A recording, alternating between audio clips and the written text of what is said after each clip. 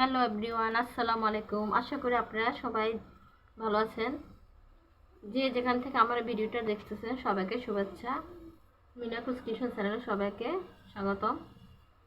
আজকে আমি সুরমা মাছ, নদীর সুরমা মাছ রান্না করব, ভুনা করব। এজন্য আমি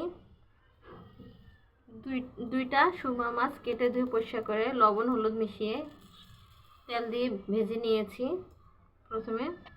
আর এখানে নিয়েছি বেগুন ও নতুন আলু দিয়ে আজকে আমি সুরমা মাছ ভুনা করব। নিয়েছি একটা বড় বেগুন, 2 কাপ আলু নিয়েছি 2টা, টমেটো নিয়েছি একটা, পেঁয়াজ নিয়েছি 2টা আর কাঁচামরিচ।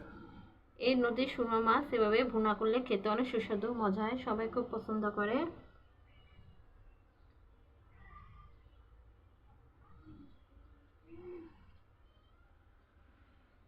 আপনাদের যদি আমার রেসিপিগুলি ভালো লেগে থাকে তাহলে অবশ্যই লাইক ও সাবস্ক্রাইব করবেন, কমেন্ট করবেন। তার মধ্যে আমি একটা ফ্রাই প্যান বসিয়ে দিয়েছি। এখন দিয়ে দেবো পরিমাণ মতো সয়াবিন তেল।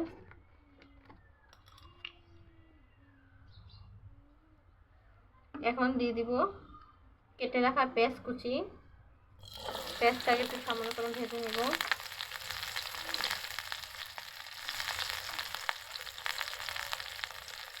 এখন দিয়ে দিচ্ছি কাঁচামরিচ।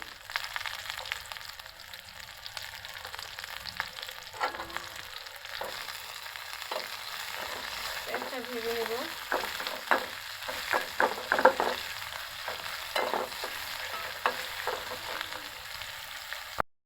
পেঁয়াজটা কিছু সামান্য করে ভেজে নিয়েছি। এখন দিয়ে দিচ্ছি পরিমাণ মতো 1/2 চামচ লবণ,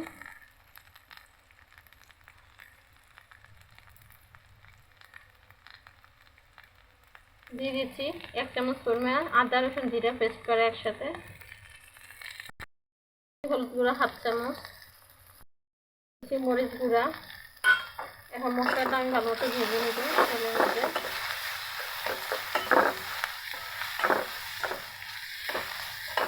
যে কোনো মাছের তরকারি সুন্দর মতো ভুনা করলে খেতে অনেক সুস্বাদু মজা হয়। আমিও বেশ কিছুদিন ধরে ঠিকমতো ভিডিও দিতে পারছি না, নানান ঝামেলার কারণে সময় পাই না, যার কারণে আমার ভিডিও দিতে দেরি হয়ে যায়।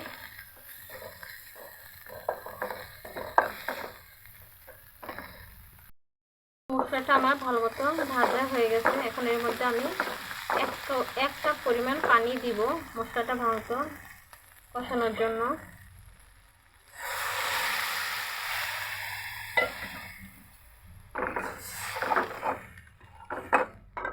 মশলাটা ভালো মতো বলক আসলে আমি সবজিগুলো দিয়ে দিব, বেগুন আর আলু। এখন দিয়ে দিচ্ছি 1 চামচ পরিমাণ জিরা গুঁড়া ও চাট মশলা।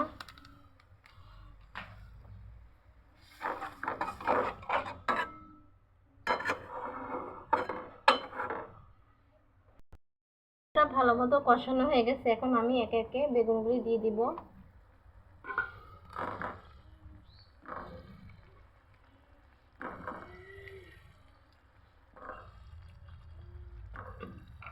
এখন দিয়ে দিচ্ছি আলু।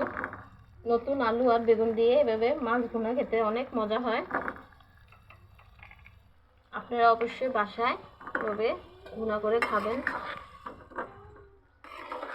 ভালো মতো নেড়ে দিচ্ছি।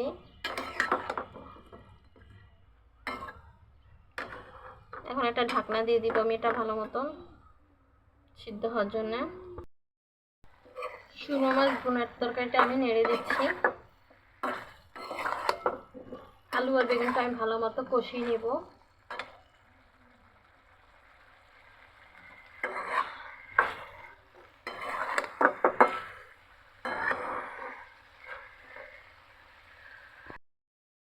বেগুন আর আলুটা ভালো মতো কষানো হয়ে গেছে। এখন আমি পরিমাণ মতো এটার মধ্যে পানি দিয়ে দিব ঝোল করার জন্য।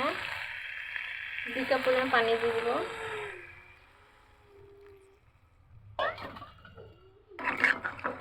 ভালো মতো আলুটাও সিদ্ধ হয়ে যাবে।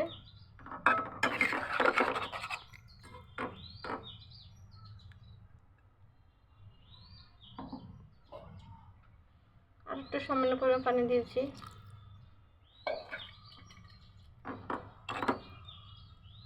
এখন এর মধ্যে দিয়ে দিব কেটে রাখা টমেটোর টুকরা। আপনারা এভাবে মাছ ভুনা করে খাবেন।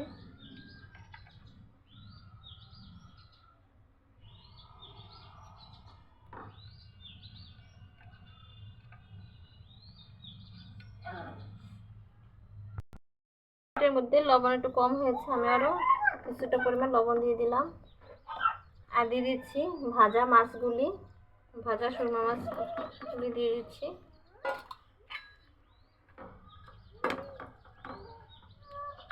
এখন একটা ঢাকনা দিয়ে এটাকে আরো 5 মিনিট মতো রান্না করে নিব।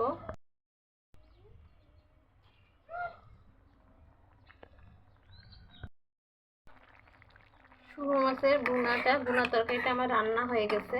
এখন আমি চুলাটা মধ্যে বন্ধ করে দিব। আপনারা যে সবাই ভালো থাকবেন, সুস্থ থাকবেন। আজকে এ পর্যন্তই। আমি আর সার্ভ করে দেখালাম না।